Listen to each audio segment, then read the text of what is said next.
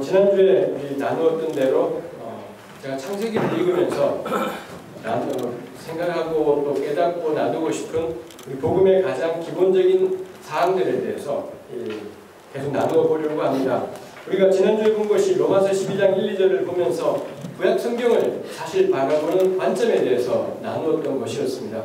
구약을 읽을 때 구약뿐만이 아니라 신약 성경을 비롯해서 지금부터 굉장히 오래전에 쓰여진 책들, 근데 여전히 우리에게 해당되는 하나님 말씀이라고 고백하는 책들, 그 책들을 우리가 어찌 읽을지 로마서 12장 1절에 바울의 방법은 영적으로 읽자였었습니다. 그 영적으로 읽는다라는 것이 상징적으로 이 본문이 말하고자 하는 바가 무엇인지 상징적인 해석이겠다 싶고요. 요즘식으로 표현하면 신학적인 해석일 수도 있겠고 그렇다 싶습니다. 우리 차근차근 본문들을 몇 주 동안 계속 창세기를 보면서 생각해 보려고 합니다. 오늘 우리 같이 읽었던 말씀은 너무 유명한 말씀이기 때문에 잘 알고 있는 말씀일 것 같습니다. 제가 오늘 나누고 싶은 것 제목으로는 이 하나님의 형상과 다스림 이런 제목을 했습니다만 사실 제목으로 쓰고 싶은 것은 원복이었습니다. 왜 우리 원죄라는 말이 있지 않습니까? 원죄가 있어서 우리 교회에서 늘 우리에게 마치 아주 무거운 짐처럼 정말 우리를 규정하고 있는 것이 원죄라는 단어인 것 같습니다. 우리 죄에 대해서 다음번에 보겠습니다만 그렇지만 성경은 우리가 가지고 있는 책은 그리고 굉장히 많은 내용들은 원죄보다 훨씬 더 강조하고 있는 것이 있다 싶어요. 사실 제가 굳이 원복이라는 말을 쓰기가 좀 그랬던 것이 너무 사이비스러워서 이런 말을 쓰면 안 되겠다 싶어요. 왜 원죄를 영어로 그냥 무슨 우리식으로 발음하면 오리지널이라는 게 있지 않습니까? 죄가 영어로 sin이니 오리지널 sin 이게 원죄인데 이거 말고 오리지널 블레싱이 있겠다 싶어요. 이게 이제 번역하자면 원복, 최초의 복 이쯤 될 것 같습니다만 원죄라는 단어 구약 성경에 한 번도 나오지 않습니다. 한 번도 나오지 않는 단어이고 우리 교회가 성경을 보면서 깨닫고 관찰해서 만들어낸 단어일 겁니다. 우리 다음번에 생각해 보겠습니다만 원죄 이전에 그 오리지널 씬에 대해서 죄에 대해서 말하기 이전에 하나님이 먼저 주신 이 축복들이 있더라는 것이죠. 전 이거 생각해 보면 좋겠다 싶습니다. 하나님이 우리 차근차근 보자면 창세기 1장, 2장 다 창세기 1, 2장이 전체가 이 원복에 대해서 최초의 하나님의 은혜, 최초라기보다는 우리 원죄가 오늘 우리에게도 미친다고 생각하는 것처럼 이 원복 역시 지금까지 우리에게 미쳐지는 하나님의 은혜일 겁니다. 우리 종종 원복은 하나님이 이렇게 복 주셨지만 죄 때문에 다 엉망이 되어버렸고 꽝 되어버렸다 이렇게 생각을 해요. 그냥 이 축복빨보다 죄빨이 더 세다 이렇게 결론을 내려버리는 거죠. 왜 그렇게 생각하는지 전 논리적이지 않다 싶어요. 물론 바울이 로마서 갈라디아서에서 풀어가는 것이 있겠습니다만 저는 이게 로마서에서 바울이 이야기하는 게 구약하고도 다르지 않다 싶은 마음이 있습니다. 하여튼 이 죄빨보다 훨씬 더 먼저 나왔고 우리 역시 지금 우리에게까지 영향을 미치는 이 하나님의 축복에 대해서가 있죠. 창세기 1, 2장이 전부 그걸 말한다 싶고요. 이 하나님이 지으신 세상 전체가 그 점에서는 하나님이 사람에게 주신 은혜이고 축복일 겁니다. 우리 1장에 온갖 가지 메시지들이 나올 수 있겠죠. 우리 너무 삼합교회 교우들은 잘 아시는 일일 것 같습니다. 창세기 1, 2장이 무슨 과학에 대해서 말하고 싶은지 세계 창조의 기원에 대해서 말하고 싶은 책이진 않죠. 우리가 어떻게 생겼나? 여기 우리는 이스라엘이죠. 하나님 백성으로서의 이스라엘이 어떻게 생겨났나? 하나님 백성인 이스라엘에게 하나님은 어떤 은혜를 주셨고 근데 어떻게 이들이 그에 부응하지 못했고 어떻게 그들이 새로운 삶을 살아가야 되나 이걸 이야기하고 싶은 것이 이 창세기일 겁니다. 그러다 보니 꽤 많은 구약학자들은 창세기가 여기에 나와 있는 소재라든지 내용이라든지 사건이라든지 전부 어마어마한 고대적의 사건들이죠. 아주 고대적의 아브라함이 언제적 사람인지 연대를 추정하기가 어렵습니다. 그렇지만 아브라함이 살던 시대랑 비슷하게 살아갔던 사람들이 언제냐 보니 대략 주전 20세기, 19세기, 18세기 이렇더라는 거죠. 아브라함이 정말 그때 살았는지 알 길이 없어요. 왜냐하면 성경은 연대를 표시하지 않고 그러니 뭐 알 길이 없는 거고 이 구약에 나오는 인물들의 나이를 더한다고 해서 그 연대를 알 수는 없는 노릇인 거기 때문에 생활하는 스타일을 보니 언제적이냐 이 주전 20세기, 18세기 요때 걸로 여겨지는 오래된 자료들이 있는데 거기 보니 아브라함이랑 비슷하게 살아가더라 해서 그때쯤이겠다라는 거고 아마 출애굽이 요때쯤이니 그때부터 거슬러 올라가면 또 요때쯤이지 않을까 뭐 이런 추정들이 있는 것이겠습니다. 그야말로 이 오래전에 일어났던 사건과 인물들과 뭐 이런 것들인 거겠죠. 근데 창세기는 그때 아브라함이 길 떠나면서 하나님이 갈대아 우르 가라고 했으니 써놓는 거죠. 주전이라는 것도 없었을 거고요. 뭐 이상한 연도를 적은 다음에 하나님이 오늘 나보고 가라고 했다. 왜 저러시는 걸까? 저래도 되는 걸까? 뭐 이런 일기를 그날 썼을 수도 있겠습니다. 아마 못 썼을 가능성이 커요. 고대인들은 대부분이 문맹이었을 가능성이 많기 때문에 글을 읽고 쓸 줄 아는 사람들은 그야말로 나라 전체 극소수의 사람들을 제외하고는 글을 읽거나 쓰거나 말이야 뭐 문제없는 것이겠습니다만 글 자체가 아주 낯선 것이었겠습니다. 제가 이 긴 이야기로 이런 데 시간을 쓰면 안 되는데 말입니다. 어떻게든 빨리 끝내야 될 텐데 창세기가 지금처럼 창세기 1장의 천지창조 이야기, 50장의 요셉의 죽음 이야기 이렇게 된 게 언제일까? 대부분의 구약학자들은 이게 언제 쓰여졌냐? 바벨론 포로 이후에 쓰여졌다라고 생각을 해요.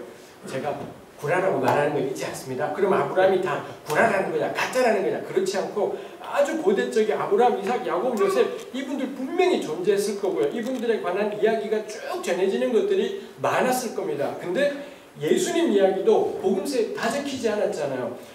요한복음 마지막에 보면 예수님 이야기를 다 적자면 세상의 모든 종류로도 모자란다. 그래서 요한이 뭐 하나요? 적을 건 적고 뺄 건 빼버려요. 그래서 적고 싶은 건 적고요. 자기가 보기에 요건 적어야 돼. 적는 거고요. 자기가 보기에 이건 아니야. 빼버리는 거고 취사 선택을 요한이라는 요한복음의 저자인 사람이 자기가 막 선택을 하더라 라는 것입니다. 마찬가지로 창세기에 나와 있는 대부분의 내용들이 이스라엘 사람들에게는 굉장히 익숙하고 아마 아버지 쪽부터 할아버지 쪽부터 계속 들어온 걸 겁니다. 근데 지금처럼 1장 50장 체제는 언제 된 거냐? 바벨론 포로 지난 다음이겠다라는 거죠. 그때 가서 이 지난 역사를 돌아오면서 우리의 실패에 대해 구약 성경에 책이 겁나 많이 있지만 딱 두 종류인 거죠. 한 종류는 어쩌다가 이 꼴이 되어버렸나 이거예요. 어쩌다가 우리가 이렇게 망해버렸지, 어쩌다가 이 모양이 되어버렸지 이건 거고요. 또 하나는 우리는 누군가요? 우리의 정체성이 누구냐? 우리 지금 요 모양 요 꼴이 되어 있는데 원래 내가 누군지, 원래 우리가 어떤 사람인지 이걸 보여주는 거죠. 대체로 역사선이 이런 책들 여호수아, 사사기, 사무엘, 열왕기, 역대기 이런 책들은 어쩌다 우리가 이래 돼버렸다냐 이게 궁금한 거죠. 이걸 써내려가는 거고 뭐 시편이니 오경이니 이런 책들은 우리가 누구냐에 대해서 정체성에 대해서 다루죠. 이 어쩌다가 이렇게 되어버렸더냐 거창한 말로 표현하면 신학적인 반성이지 않습니까? 우리의 지금 다다른 위치에 대한 신학적인 반성을 써내려가는 글들이 있는가 하면 또 하나는 이거랑 비슷하지만 정체성에 대해서 하나님 백성으로서의 이스라엘의 정체성에 대해서 이 정체성이니 반성이니 언제 묻겠습니까? 겁나 쾌적할 때 이런 거 묻지 않아요. 겁나 쾌적할 때 묻는 게 아니라 너무 꼴이 엉망이 되어버렸고 꼴이 엉망이 되었는데 사실 그렇지 않았다라는 거죠. 해서는 정체성, 우리가 누군지에 대해서 다루는 거고 근데 어쩌다가 이렇게 되었는지를 다루는 거죠. 결국 신학적 반성이니 정체성이니 우리 한국교도 똑같을 겁니다. 우리가 쇠퇴에 가면 이 한국교회 원래 하나님이 주신 은혜가 뭔지, 근데 어쩌다가 어디에서부터 우리 개신교 교회라는 것이 이만큼으로 어긋나게 돼버린 건지 이런 반성들이 생기지 않겠습니까? 아마 지금 시대가 그런 과거에 대한 신학적인 반성, 새로운 날들을 기대하면서 원래 우리가 어떠해야 되는지 이런 이야기가 어쩌면 요즘이 우리 가장 활발한 시기일 것 같고요. 새만교회도 그렇고 우리 이런 건강한 작은 교회에 속해 있는 대부분의 교회들이 요거지 않습니까? 지난 날들에 대한 반성과 그럼 우리는 어째야 되느냐, 딱 요걸로 생겨나요. 이건 언제 생기냐? 위기죠. 쾌정할 때 이런 거 생기지 않아요. 아무 문제가 없을 땐 생기지 않지만 어려울 때 생겨나는 것이 있죠. 다시 우리 창세기 가겠습니다. 창세기는 엄청나게 오래전의 일을 배경으로 하고 있고 소재를 하고 있습니다. 근데 지금 같은 창세기는 언제 쓰여졌냐? 신학적 반성과 정체성의 시대, 이 바벨론 포로라는 예루살렘 멸망, 성전의 파괴, 이 어마어마한 사건 이후에 이 사람들의 작업이다라는 거죠. 그래서 창세기는 조상들의 이야기를 온통 나그네로 풀어가요. 누가 나그네인가요? 바벨론 포로들이 나그네지 않습니까? 남의 땅에 포로로 끌려가서 나그네로 살아가던 그들에게 이 창세기는 생생한 그린 거고요. 거기 나오는 요셉이 누군가요? 느헤미야라든지 에스더라든지 다니엘이라든지 전부 이분들이 요셉이죠. 이 이방 땅에 살면서 하나님 백성으로 살아가기, 이걸 딱 보여주는 게 이 요셉이지요. 요셉의 뭐 아류라고 해야 될까요? 요셉의 후예라고 해야 될까요? 그런 사람들이 구약의 이 도처에 등장하는 것을 볼 수가 있겠다라는 것입니다. 그게 창세기인 것을 생각한다면 사실 창세기에 대해서 과학적인 접근을 하는 것 자체가 저는 무리한 일이겠다 싶죠. 창세기가 말하고 싶은 건 우리가 누구냐, 우리가 누구냐에 대해서 다루고 있죠. 우리 읽었던 본문에 하나님께서는 사람을 마지막 날에, 여섯째 날에 지으시지 않습니까? 전 이거 역시 영적인 해석이 필요하겠죠. 상징적인 해석이 필요할 겁니다. 사람이 하나님의 창조의 절정이다, 그거 말하고 싶은 거겠죠. 이 당시 고대 문헌들의 7일짜리 패턴이 겁나 많았다라는 거죠. 뭐든지 뭐 어떤 바알 신화에 보면 그런 게 있습니다. 어떤 이 왕이 있는데 그 왕이 무언가 진리를 찾아서 먼 길을 가는데 얼마 걸리느냐? 7일 걸려요. 7일 동안 가서 목적지에 도착해서는 뭐 어떤 일들을 했다, 뭐 이런 식의 이야기들이 나오는 거죠. 이 숫자 7이라는 고대 시대 때 사람들이 흔히 사용하는 패턴들을 가지고서 이 하나님의 창조가 얼마나 조화롭게 진행이 되었고 얼마나 궁극적이고 얼마나 충만하고 완성된 것인지 이런 것들을 보여주고, 그 마지막 날에 하나님이 사람을 만드셨다라는 것이 있죠. 사람을 만드시되 우리의 형상과 모양대로 만들었다라고 되어 있습니다. 형상과 모양, 이미 뭐 들으시고 아시는 것도 있겠습니다. 정리하는 마음으로 우리 생각해 보면 좋겠습니다. 하나님의 형상과 모양의 의미가 뭐냐에 대해서 별별 이야기들이 2000년 교회 역사 동안에 내내 있어 왔고요. 이거 지금은 더 이상 논란이 되지 않는 것 같아요. 지금은 뭐 거의 합의된 견해들이 생겼지요. 이 형상과 모양을 이해하는 데 가장 중요한 단서가 26절 끝에 다스리게 하자라는 것이 있고, 28절에도 다스려라, 만드시면서 목적하기를, 얘 만들어서 뭐하지? 다스리게 하자, 이런 목적을 가지고 하나님이 만드셨고, 만든 다음에 28절에 다스려라 의도하셨고, 그 의도대로 만든 다음에 명령하시는 걸 볼 수 있죠. 그러니까 형상과 모양을 이해하는데 관건은 다스림이었구나라는 게 본문 자체가 말해주는 바일 거고요. 그걸 뒷받침한 게 이 형상이었습니다. 고대 문화들을 보니 이 고대 나라들의 이 변방 지역에, 국경선 지역에 그 나라 왕의 형상들이 세워져 있는 것들이 꽤 많이 발견되더라라는 거예요. 뭐 물론 당연히 수도에도 있지만 수도에서 아주 멀리 떨어진 국경선 언저리들의 이런 형상들이 있더라는 거죠. 왜? 우리나라도 있지 않습니까? 진흥왕 순수비, 표정들이 굉장히 순수하게 아주 순수하게 보고 계세요. 진흥왕 순수비라고 그 옛날에 배웠던 것이 있지요. 신라시대 진흥왕 때 겁나 잘 나갔던 거고, 제 기억에 제가 이거 설교할 때 쓰지만 한 번도 찾아보지 않아서 정말 그런지는 기억이 불확실해요. 혹시 아니더라도 그러려니 해주시면 좋겠습니다. 아마 진흥왕 순수비가 신라의 국경지대에 있었던 것 같아요. 신라가 미칠 수 있는 힘의 가장 그 변경지역에 이런 순수비들을 세웠던 거고, 순수비의 내용이 뭐였는지 배웠던 건지 배웠는데 생각이 안 나는지 모르겠지만 뭐 뻔한 거죠. 여기까지다. 여기까지 우리 나와바리다. 아마 이런 표시가 그거였을 겁니다.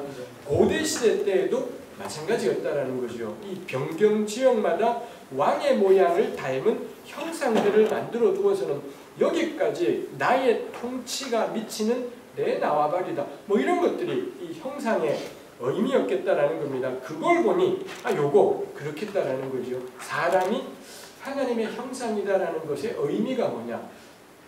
하나님께서 왕으로서 온 세상을 다스리시는데 이 사람들이 살아가는 세상, 하나님이 지으신 세상, 요거 하나님의 나와바리라는 거고요. 제가 자꾸 아침부터 나와바리 그래서 좀 그렇습니다.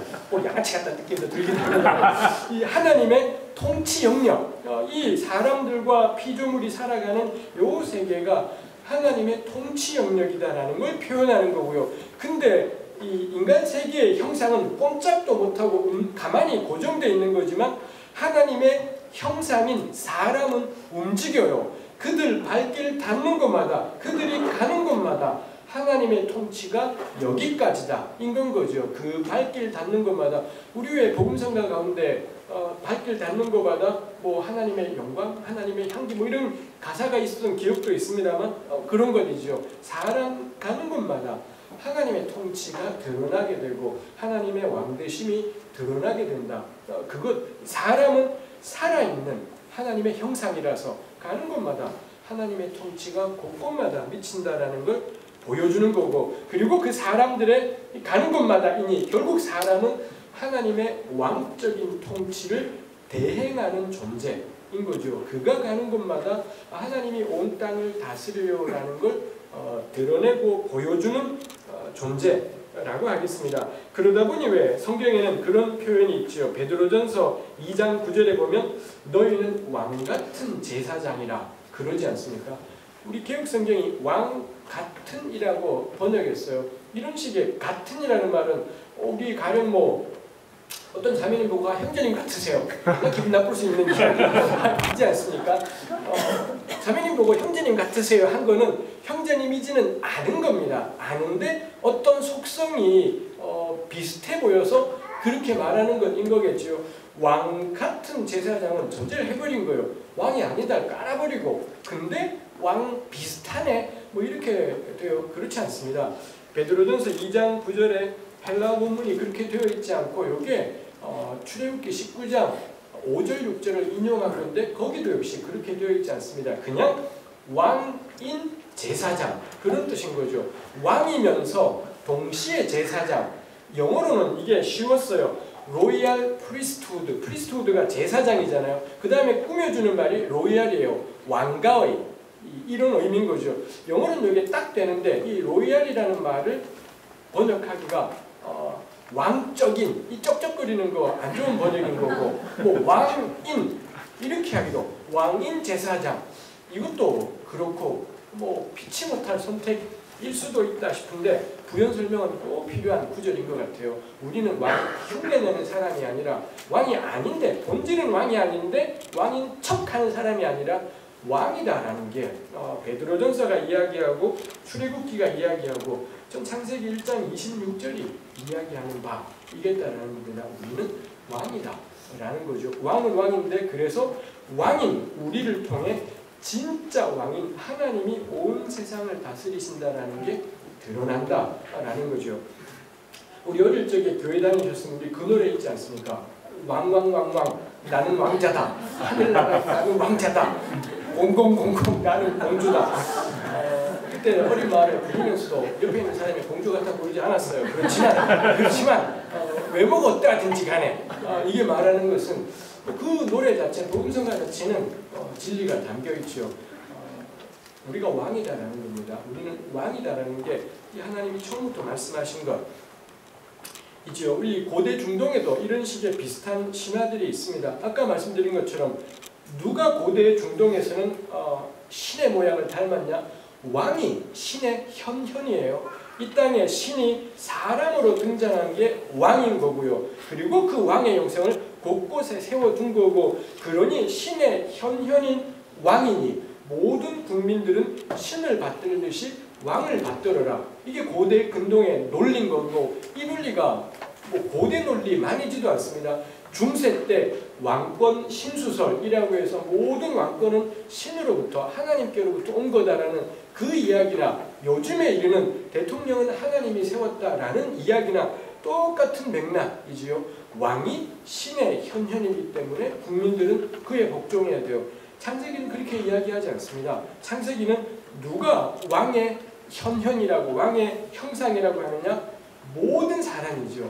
모든 사람이 왕의 형상인 거고, 그러니 사람이야말로 이 땅에 임하는, 이 땅을 다스리는 하나님의 통치를 구현해내는 모든 사람이 다 그런 왕의 존재라고 말씀하시는 것이 있습니다. 그래서 제 생각에는 26절에 다스리게 하자의 대상 가운데 물고기, 새, 가축 뭐 전부 다 있지만 사람은 없어요. 왜냐하면 사람들은 전부 이 하나님의 형상으로 지음받은 왕적인, 하나님의 왕적인 통치의 대행자들이기 때문에 사람이 사람의 지배 대상일 수는 없겠다라는 것입니다. 그걸 생각한다면 다윗 때 백성들이 난리법석을 떨어서 결국 왕정이 시작되었습니다. 이 다윗이 뭐 사울로 시작해서 다윗이 왕이 되었습니다만, 다윗으로 시작된 왕정이 의미하는 건 하나님이 세운 특별한 왕이 있다, 좀 그런 의미이진 않을 거다 싶어요. 창세기에 보면 이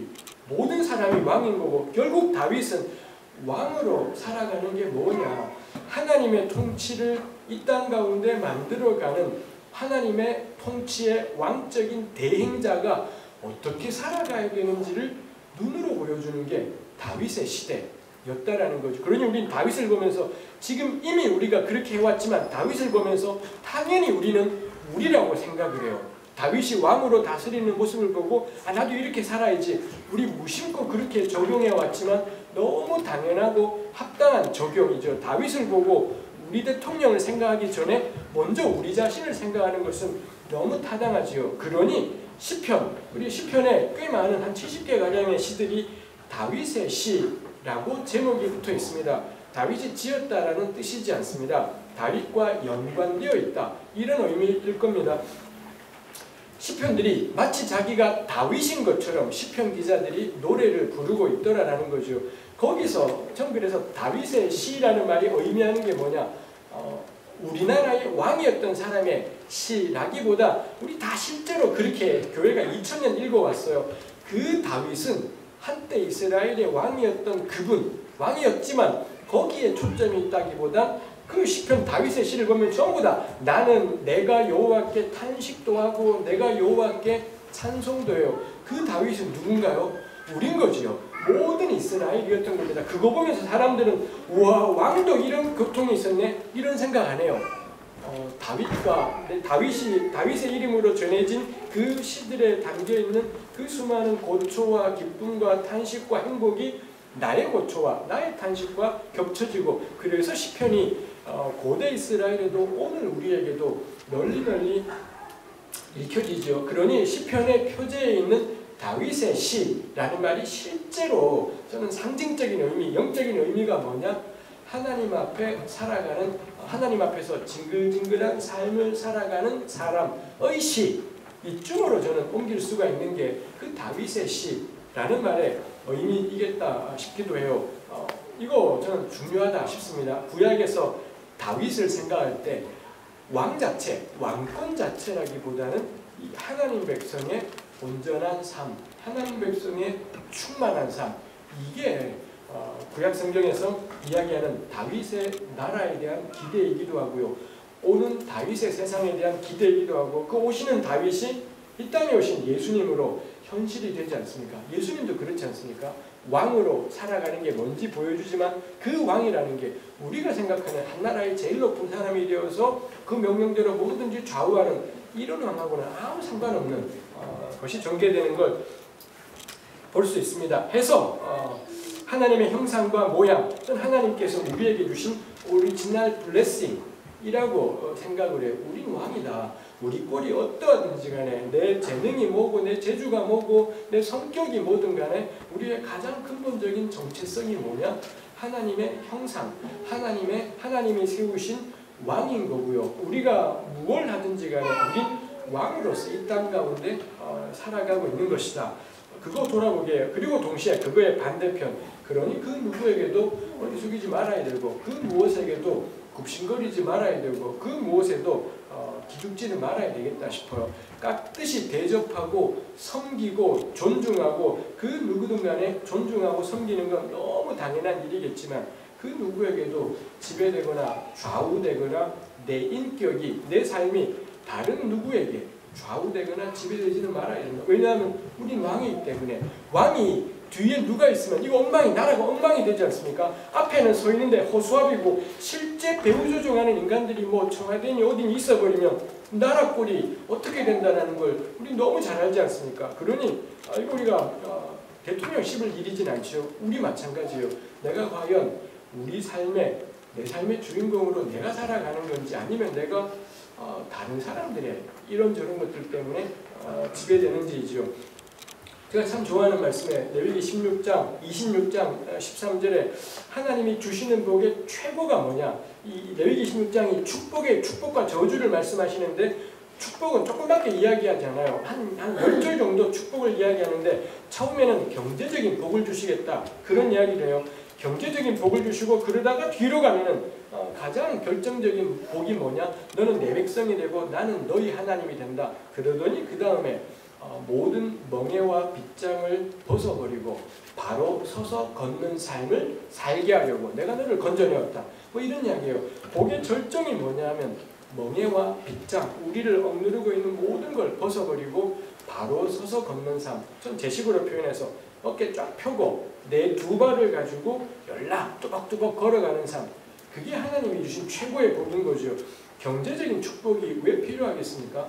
하나님께서 나의 경제를 책임지신다라는 걸 깨닫게 되면, 하나님이 우리의 필요를 공급하신다라는 걸 알게 되면 이제 그 다음부터는 괜찮아지는 거죠. 그래, 누구도 내 목숨줄을 쥐고 있지 않고 하나님만이 날 쥐고 계신 거고 나 필요할 때 채우시더라. 그게 경험이 되면, 몇 번 경험이 되면 필요할 때 없어도 괜찮아져요. 필요할 때 없어도 크게 개의치 않고 하나님을 신뢰하면서 바로 서서 걷는, 어깨 펴고 굽신거리지 않고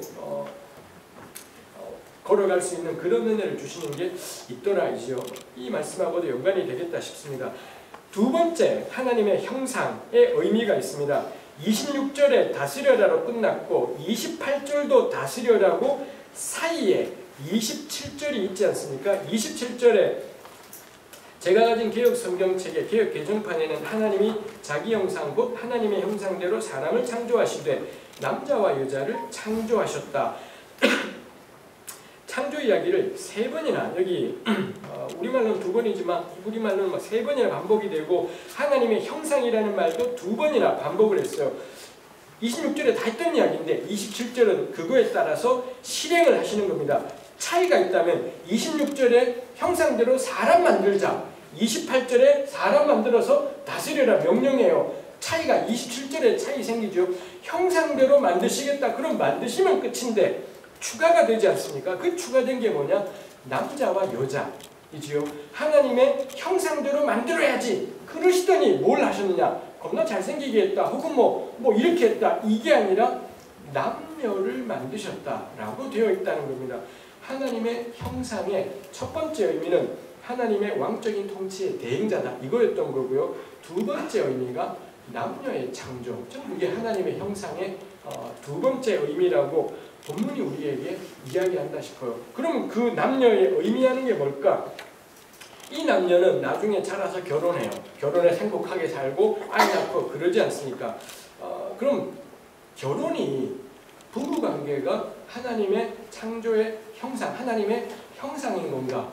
좀 그렇지 않다 생각을 해요. 이게 만일 형상이면 예수님은 겁나 깝깝해지지 않습니까? 예수님 뿐이겠습니까? 바울도 있지요. 예레미야도 있지요. 오늘날에 우리 존 스토트 목사님 결혼하지 않겠다라는 신념으로 사시지 않았어요. 결혼하겠다 마음먹었는데 살다 보니 못하셨어요. 못하시고 우리 세상을 떠나가셨지 않습니까? 이런 분들 너무 많아요. 결혼하지 않고 평생을 살아가신 분들이 우리 주위에 수도 없이 많이 있는 걸 생각하면, 또 결혼했다가 이런저런 이유로 혼자 사시는 분들도 많은 걸 생각하면 결혼이 하나님의 형상이다, 좀 그렇지 않겠다, 그러면은 말이 안 되는 이야기겠다 싶어요. 저는 그래서 남자와 여자가 의미하는 게 결혼이라기보다는 저는 관계일 거다, 저는 그렇게 생각을 했습니다. 관계, 달리 표현하면 공동체인 거죠. 하나님의 형상대로 지으신 건 뭐냐? 관계, 남녀, 이 부부가 아니라, 결혼이 아니라 관계를 만드셨고 공동체를 만드셨다 라는 겁니다. 창세기 1장에 온통 좋았더라 좋았더라가 천지예요.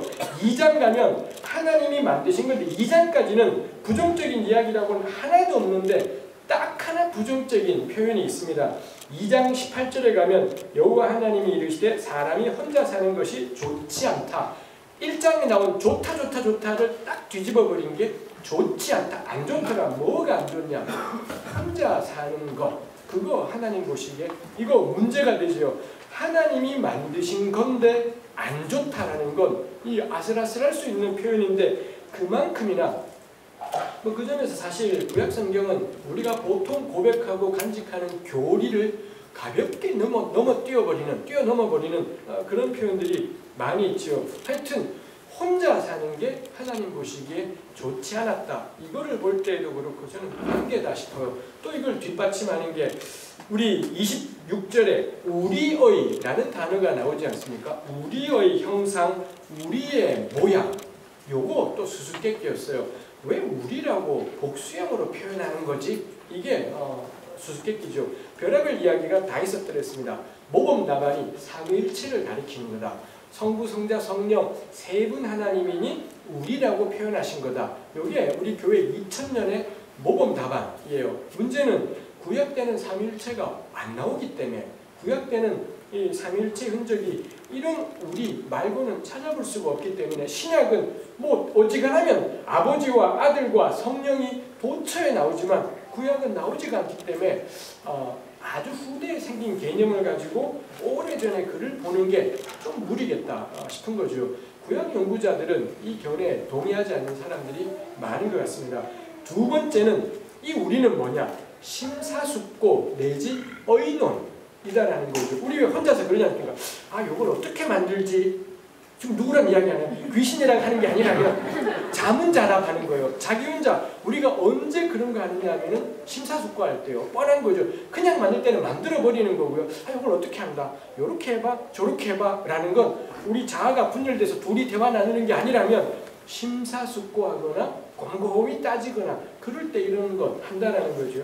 이 구약에 나오는 하나님이 복수로 표현된 건 심사숙고 혹은 의논, 이건 참 저는 의미 있다 싶어요. 그래서 하나님이 사람을 그 전에 만들 때는 이거 없어요. 우리 표현이 한 번도 쓰이지 않았지만 사람 만들 때는 이 표현을 쓴 겁니다. 사람을 만드시기 위해서 얼마나 심사숙고 하셨는가라는 걸 잘 보여주는 것이겠습니다. 세 번째 견해, 전 이게 타당한 견해라고 생각해요. 세 번째 견해는 구약만 가지고 따져보는 겁니다. 구약만 가지고 따져보니 이사야 6장에 보면 이사야가 성전에서 하나님의 임재를 경험했어요. 하나님이 성전에 좌정하셨고, 물론 하나님을 본 게 아니라 그분의 옷자락을 본 거지만 그 앞에 스랍들이 막 날아다니면서 하나님을 찬양하고 있지 않습니까? 그러더니 이사야가 바짝 쫄아 있을 때 거기서 그런 목소리가 나와요. 우리가 누구를 보냈고 뭐 이런 이야기를, 거기 우리를 왜 썼겠습니까? 이거 역시 전통적인 모범 답안은 삼위일체다 뭐 이런 이야기하지만 이사야 6장 안에서 뻔해요. 하나님이 보좌에 앉아 계시고 그 앞에 스랍들이 막 날아다니는 겁니다. 이거 딱 저 그림이죠. 이조시대 때, 고려시대 때 임금님이 용상에 앉아있고 신하들 쫙 늘어서서 이 일을 어쩐단 말이냐 뭐 이 분위기인 거죠. 중국에 사신을 보내야 되겠는데 혹은 어디 사신을 보내야 되는데 누구를 우리가 보내야 된단 말이요, 말해보시오. 그러면은 마하고서 뭐라 말하지 않습니까? 그건 거죠. 이거 우리 하늘에서의 회의인 겁니다. 그럴싸한 말로 천상회의인 거죠. 천상 영역에서 하나님과 그 늘어선 존재들, 이 늘어선 존재가 스랍이라는 존재도 있고 그룹이라는 존재도 있고 그 다음에 사탄도 있습니다.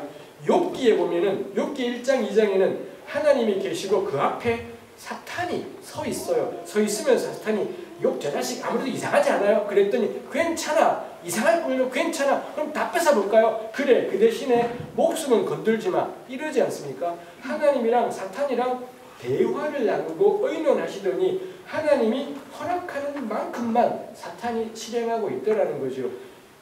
복음서에 나오는 사탄하고는 천지차예요. 요한계시록에 나오는 사탄은 하나님의 대적자로 사생결단을 내는, 이게 죽어야지 하나님의 통치가 임하는 사생결단의 원수고, 마지막에는 하나님과 이 마귀 사이에 궁극적인 전쟁이 일어나지 않습니까?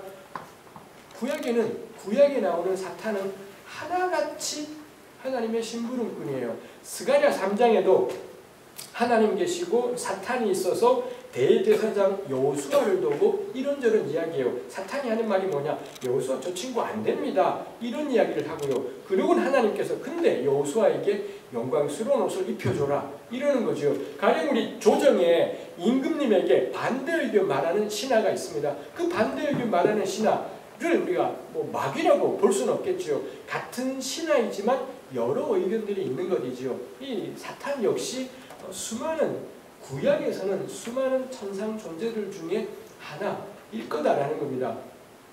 오늘 이게 주제이지 않기 때문에 제가 어디 가서 김김주 목사님이 사탄은 구라래, 좀 그런 적 없어요. 그런 적 없고 구약 성경에 사탄이라고 언급된 것들이 보니 다 하나님의 똘망이더라.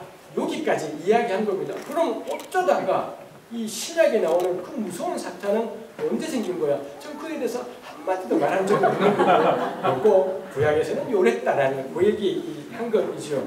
해서 우리라는 말에 가장 자연스러운 구약적인 풀이는 뭐냐? 천상회의인 겁니다.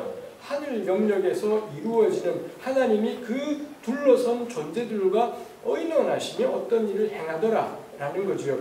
저는 이게 의미가 있겠다 싶어요. 우리의 형상대로 만들었다 할 때 그 우리, 이게 제가 이 형상의 두 번째 의미가 관계 내지 공동체라고 했지 않습니까? 너무 당연한 것이 하나님이 만드실 때도 우리의 형상 복수형이었더라 라는 겁니다. 이걸 이 복수형이었더라 라는 거죠. 그러니 하나님의 형상대로, 우리의 형상대로 만들어진 사람은 가장 자연스럽고 가장 합당한 형태는 뭐냐? 무조건 복수예요. 무조건 복수로 관계 안에, 공동체 안에 존재해야지 사람다운 거고 하나님의 형상다운 거죠. 구약 때는 요만큼이었고요. 신약으로 넘어오게 되면 명료해지죠. 신약에 이르러서 교회는 깨달았습니다. 우리 하나님이 세 분이시면서 한 분으로 존재한다는 걸 하나님의 은혜로 깨닫지 않았습니까? 그러고 보니 우리 하나님 역시 관계 안에 존재하구나. 세 분은 확연하게 분리되지만, 이거 우리 교회가 예수님 이후로 처음 한 300~400년 동안 목숨 걸고 지켜낸 게 이거지 않습니까? 세 하나님은 확연하게 분리되지만 한 몸이시다라는 거. 논리로 풀어가기는 참 어려운 문제이고 믿음으로 받아들이는 것 외에는 길이 없는 게 전 삼위일체의 비밀이다 싶어요. 이게 주는 의미가 우리 하나님은 관계 안에 존재하시고 서로의 인격이 조금도 손상되지 않는 가운데, 학자들이 만들어낸 말이죠. 조금도 손상되지 않는 가운데 완벽하게 서로 협력하고 교류한다. 그러니 그분의 형상대로 지음받은 것이 누구냐? 사람이다라고 할 때 당연히 사람은 우리 안에 자아분열이 아닌 이상은 반드시 공동체로 존재해야 된다. 이지요. 결혼하지 않고 평생 살 수 있습니다. 결혼했다가도 다시 싱글이 되어서 평생을 이제 그 다음에 홀로 살아갈 수도 있겠습니다. 또 결혼할 수도 있겠습니다. 우리의 하나님의 형상은 뭐냐면 결혼이 아니라 관계, 공동체라는 겁니다. 근데 그 가운데는 부부의 관계야말로 서로가 서로에게 완전히 드러나 버리지 않습니까? 부부 사이는 그 모든 거짓들이 하나도 안 통해요. 적나라하게 드러나죠. 저는 이 제가 설교하는 곳마다 집사람이 없다라는 게 저희 큰 기쁨이기도 하고 그렇습니다. 제가 설교할 때 제가 집사람이랑 같은 교회를 다녔던 적이 있었습니다. 그때마다 늘 집사람의 눈치가 보여요. 제가 겁나 그럴싸한 이야기를 할 때마다 한 번씩 봅니다. 뭐 겁나 담담하지만 옛날에 집사람이 그랬어요. 그리고 집에 가는 길에 집에 도착해서는 저는 제 방으로 가면서 집사람은 가방을 툭 뒀더니 부엌으로 가면서 되기나 잘하셔. 그러고 싶어요. 그러면 이제 모든 평화가 다 깨지면서 저 여자가 집사람 저를 훤히 알아요. 저를 훤히 알기 때문에 제가 했던 그 수많은 성경에 나와 있는 은혜로운 이야기를 하는 자의 실체가 뭔지를 너무 잘 알지 않습니까? 그러니 부부는 하나님의 형상이지요. 부부라서가 아니라 관계이기 때문인 거고요. 관계들 가운데 가장 밀접하고 가까운 관계이기 때문에 이 하나님의 형상이다라는 게 좀 그 점에서 말이 돼요. 훨씬 본질적인 개념은 관계라는 겁니다. 결혼하지 않고 살 수 있습니다. 근데 공동체를 떠나서는 살 수 없습니다. 잠시 우리가 교회에 열받아서 가난한 교인으로 살 수 있습니다. 결코 길어지면 하나님의 형상이 파괴되는 거죠. 가난한 교인은 홀로 보일 때, 가난한 교인이 만일 공동체에 속하지 않고 홀로 존재하는 걸 의미한다면, 이분들이 어디서든 함께 모인다면 또 저는 문제가 없겠다 싶어요. 함께 할 때 하나님의 형상이 있지, 홀로 있다? 절대로 하나님의 형상답지 않다라는 것이 있겠습니다. 우리 지난주에도 예배 이야기하면서 나누었지만, 그러기 때문에 예배 공동체의 이 함께 모임이라는 게 저는 이 하나님의 형상이지요. 그 안에 있을 때 형상이 된다는 점에서 우리가 가령 주일날 교회 와서 누구를 돕는다 하지만 도울 때가 있지 않습니까? 나는 돕고 저 사람은 도움받는 존재이지 않아요. 저 사람이 있어야 내가 말이 돼요. 상대방이 있어야지 나의 존재가 하나님의 형상이 되기 때문에 때로 돕기도 하고 때로 도움을 받기도 하지만 이 둘은 그냥 주체와 객체 이런 것이지 않습니다. 서로가 서로에게 이게 서로가 없으면 이 하나님의 형상 자체가 안 되는 그런 관계가 교회라는 겁니다. 보네퍼라는 왜 신학자가 있지 않습니까? 그분이 그런 말을 했다 그래요. 누가 했던 말, 옛날에 이 어떤 철학자가 했던 나는 생각한다, 고로 나는 존재한다, 이런 겁나 있어 보이는 말이 있지 않습니까? 그거에 대해서 이 보네퍼라는 분이 이야기한 것이 나는 관계한다, 고로 나는 존재한다, 이렇게 보네퍼가 표현하기도 했어요. 저는 아주 적절한 표현이다. 그리스도인은 그러겠다 싶어요. 관계 안에 있을 때 존재하는 것이지 공동체 안에 있지 못하면 존재하는 것이진 않겠다. 산속에 들어가서 잠시 기도하고 훈련하고 수련할 수 있겠죠. 반드시 내려와서 관계 안에 존재할 때 그때 사람인 거고, 그러니 우리 이웃은 나의 도움이 필요한 대상이지 않아요. 나를 사람답게 만들어주는, 나를 하나님의 형상답게 만들어주고 진짜 인간으로 만들어주는 유일한 존재가 누구냐? 사람인 겁니다. 곁에 있는 사람이야말로 우리를 정말 인간답게 하는 것이 있죠.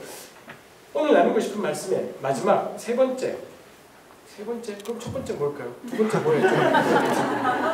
세 번째입니다. 26절과 28절에 다스려라 그러지 않았습니까? 하나님이 다스리게 해야 되겠다 생각했고, 그 다음에 만드셨고요, 만든 존재한테 명령했고요, 그 다음에 하나님이 실행하신 일이 뭐냐? 우리 1장에는 나오지 않았습니다. 2장에 가면 2장 15절에 그런 말씀이 있습니다. 2장 15절을 제가 한번 개역 개정판으로 읽어보겠습니다. 여호와 하나님이 그 사람을 이끌어 에덴 동산에 두어 그것을 경작하며 지키게 하시고 라고 되어 있습니다. 사람에게 실제로 하나님이 하게 하신 일이 뭐냐? 명령을 뜻이 이거였고요. 그 다음에 그렇게 만드셨고요. 명령하셨고요. 그러고는 실제로 이 사람이 무슨 일을 하게 되느냐? 그것을 경작하며 지키는 일. 이걸 사람이 실제로 하더라라는 겁니다. 결국 다스림이라는 것은 무엇로 구현이 되느냐? 다스림 그러면 우리는 딱 떠오르는 게 좌지우지이지 않습니까? 이래라 저래라가 다스림이고 명령하는 게 다스림인데, 하나님이 사람을 다스리게 해야지. 다스려. 그러고는 실제로 사람이 하는 일이 뭐냐? 경작과 지킴. 이 두 가지를 하더라. 요게 다스림의 구현이다 라는 거죠. 그 점에서 우리가 성경 볼 때 통치 그러면 늘 오해되는 게 있습니다. 우리의 통치 개념은 예수님이 딱 지적하신 그거예요. 너희들은 이방인의 집권자들처럼 주관하고 부리고 명령하는 걸 생각하면서 먼저 되려고 하고 첫째 되려고 하지만 하나님의 나라는 그렇지 않죠. 너희 중에 앞서고자 하는 자는, 첫째 되고자 하는 자는 섬기는 자가 되어야 된다. 나중에 되어야 된다. 예수님 그렇게 말씀하시지 않습니까? 결국 개념의 의미가 뭔지를 바꿔가겠습니다만, 경작하다. 이 경작하다가 이 히브리말 단어의 가장 기본적인 의미는 일하다, 노동하다. 영어의 work이라든지 labor라든지 serve 뭐 이런 단어들이 여기 쓰인 경작하다 단어의 가장 기본적인 의미예요. 그 동사 일하다, 노동하다 그 동사가 목적어가 기본적으로는 일하다, 노동하다인 거고요. 목적어가 이 2장 15절처럼 땅이 되면 경작하다, 땅에다가 노동을 투여하는 것이니 이게 경작하다라고 번역하는 게 뭐 자연스러운 걸 거고요. 이 일하다, 노동하다 단어의 목적어가 하나님이면 예배하다, 경배하다 그런 뜻이 돼요. 가령 우리 서브라고 했습니다만 서브에서 나온 명사형 가운데 서비스가 있지 않습니까? 서비스가 왜 영어 바닥에서 예배라고 쓰일 때가 있는 것하고 뭐 비슷한 이치이겠다 싶어요. 기본적인 의미는 노동하다인 겁니다. 근데 기본적으로 노동하다, 목적어가 땅이면 경작하다, 목적어가 하나님이면 예배하다 뭐 이렇게 되는 거죠. 결국 하나님은 사람을 만드시더니 그 사람이 무엇을 하게 하셨느냐? 땅을 경작하게, 노동하며 살아가게 하셨더라 라는 것입니다. 그걸 보건대 이 1, 2장의 특징, 예배란 말 자체, 경배란 말 자체가 나오지가 않아요. 사람은 경배하도록, 하나님을 경배하도록 지음받은 존재이지 않더라 라는 거죠. 1, 2장에는 적어도 그런 말씀들은 나오지 않더라라는 겁니다. 하나님의 의도 자체가 통치하게 하자, 이게 의도였고요. 그리고 실제로 뭘 하느냐? 노동을 하더라 라는 겁니다. 만일 근데 그 노동이라는 단어가 목적어가 하나님이면 예배가 된다고 했으니 결국 결론이 뭘까요? 사람들이 땅을 경작하는 노동을 통해, 근데 그 땅은 누가 조성한 땅인가요? 하나님께서 조성하신 에덴 동산인 거고 하나님이 지으신 모든 피조물이지 않습니까? 결국 결론은 사람은 노동을 통해 여호와를 예배하는 삶, 그게 창세기 1, 2장이 말해주는 다스림의 구체적인 내용이겠다라는 거고, 노동이 예배하는 삶이니 근본적으로 이 하나님의 형상은 통치다. 통치는 뭐냐? 노동이다 라는 게 창세기 1, 2장이 말해주는 거겠다 싶은 것입니다. 고대 중동의 신화들이 있습니다. 들어보신 적이 있을지 모르겠습니다. 별별 신화들, 구약 성경과 겁나 겹치는 것들이 많이 있습니다. 전부 다 흙으로, 신이 흙으로 사람 만들었다는 이야기가 이 구약보다 훨씬 오래된, 이 아브라함보다, 심지어 아브라함이 살았을 20세기, 18세기보다 더 오래된 글들도 있어요. 그런 글들에 보면 대체로 신들이 쪼물락쪼물락 흙을 가지고 사람 만들었다, 그런 것이 있습니다. 대개의 공통점이 뭐냐면, 사람을 만드는 이유가 뭐냐면 신들도 서열이 있고요. 서열이 있어서 이 막내 가장 하급 신들이 늘 하는 일이 뭐냐? 강바닥 퍼내기를 해요. 이거 당시 유프라테스, 티그리스 이 동네를 반영하는 거죠. 강의 침전물이 너무 쌓이면 강의 흐름이 나빠지기 때문에 강바닥을 퍼내면 강 흐름도 좋아지고, 그렇게 퍼낸 것들을 육지에다가 뿌리면 땅도 비옥해지고, 이렇게 되니 이 작은 신들이 맨날 강바닥 퍼내기를 해요. 그러다 보니 너무 힘들어서 불평하는 거죠. 불평을 하는 게 시끄러워서 뭐 신들이 사람을 만들기도 하고, 어떤 신화에는 결국 신들이 반란을 일으키고 큰 신들이 이 반란을 진압하고 주동자 신을 죽인 다음에 그 친구에 피하고 땅에 흙을 섞어서 사람을 만들어요. 어떤 경로로든 사람을 만든 다음에 뭐하냐? 강바닥 퍼내기를 시켜요. 강바닥 퍼내기를 시켰더니 이 신들이 모두 행복하고 만족하고 평화로웠더라 가 되죠. 구약 성경하고 꽤 비슷해요. 일을 하게 된다는 점에서 꽤 비슷한 것이 있습니다만, 좀 근본적인 차이가 뭐냐? 노동에 대한 견해인 거죠. 이 고대 근동의 신화에서 노동은 누가 하나요? 천한 것이에요. 한 칸이라도 밑에 것들, 그 동네도 서열이 다 있어서요. 밑에 것들이 노동을 하는 겁니다. 하다 힘들어서 불평해요. 그러자 신이 더 밑에 걸 만드는 거죠. 그게 사람이었던 거고, 사람한테 이거 시키고 한 칸이라도 위에 올라가면 이딴 노동 하지 않아요. 이딴 노동 하지 않고 덜한 일, 강도가 덜한 일을 하고 덜한 일을 하고 이렇게 되더라. 이제 요게 고대 근동의 신화 체계인 겁니다. 창세기는 그렇게 쓰여 있지 않지요. 사람이 하나님의 형상이고 너 다스려라. 다스림이 뭘로 구현되나요? 경작, 노동을 통해 구현되더라. 이게 통치 행위의 구체적인 내용이더라라는 겁니다. 누군가가 예수 믿는다라고 예수님이 나의 주님이래요. 늘 묻고 싶어요. 그래서 어쩌라고요? 그래서 예수님 믿는다라는 게 그게 무슨 상관이 있는가? 늘 그런 막막함이 있습니다. 여러 의미가 있겠지만 그 중에 하나, 누가 예수 믿는다라는 것의 의미가 뭐냐? 노동에 대한 생각이 바뀌는 것. 이겠다 싶어요. 노동이 한 칸이라도 위에 올라가면 안 하게 되는 일인 건지, 아니면 노동이야말로 하나님의 왕적인 통치의 내용인 건지, 이걸 어떻게 접근하느냐가 저는 예수 믿는다라는 것의 의미이겠다 싶어요. 예수님을 믿는데 여전히 노동에도 서열이 있어서 조금이라도 우리 아이가 공부를 잘하고 괜찮아지면은 육체 노동하지 않고 사무실에 근무하게 되고 또 좀 더 나은 환경에 근무하게 되고, 전 이렇게 생각하느나 그 사람 예수 믿지 않는다. 그건 고대 근동의 사고방식이지 성경은 그렇게 표현하고 있지 않다 알죠. 전 육체 노동하지 않습니다. 늘 하는 일이 연구 쪽팔리는 얘기고 공부하고 글 쓰고 설교하고, 이게 저의 목사로서의 사역과 선생으로서의 사역, 이 두 가지가 저의 노동입니다. 저는 그 점에서 현장에서 노동하시는 노동자들에 비해 저의 노동 강도가 훨씬 덜할 거다 싶은 생각을 해요. 좀 무지하게 부지런하게 살려고 애를 써요. 그렇지만 현장 노동자들에 비해서 노동 강도는 확 떨어질 겁니다.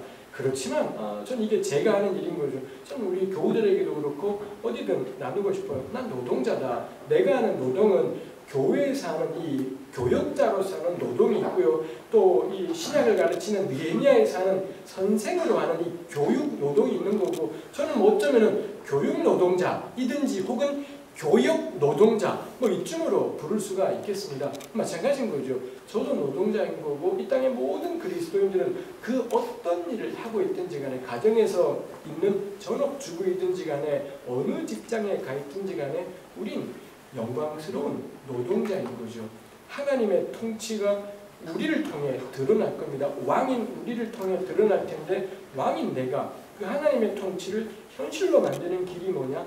노동자로 살아가기 이거라 이지요. 어떤 노동이든지 간에 우리 아이들이 노동자로 불리는 걸 자랑스러워하고 기뻐하고, 우리 교회가 노동자로 살아가는 것을 다시 한번, 현장 노동자도 아닌데 이런 말하기 참 쑥스러운 이야기이고 부끄러운 이야기겠지만, 난 노동자다.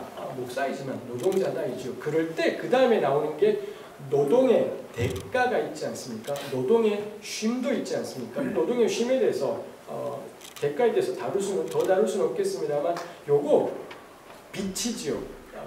빚이라는 것이 아니라 빛, 밝음이다라는 거겠습니다.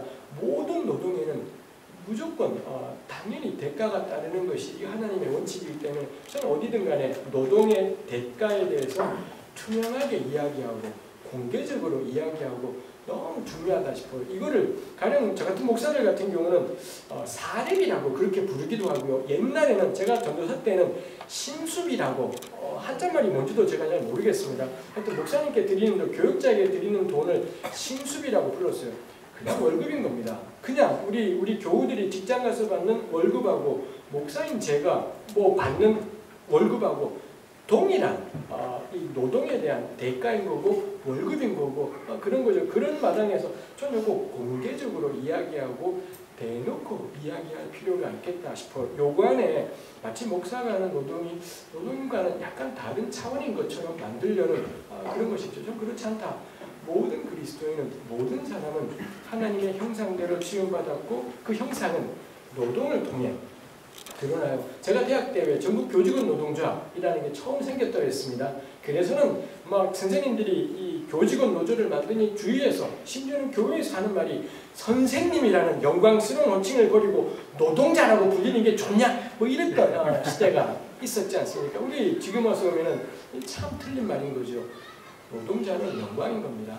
하나님이 그렇게 사람을 지으셨기 때문에 노동자로 살아가며 일하며 살아가는 것은 영광이고 본질이고 가장 중요한 부분이겠다 싶은 것이 있습니다. 제가 오늘 나누고 싶었던 말씀이었습니다. 하나님이 우리에게 주신 오리지널 블레싱, 원복이 있어요.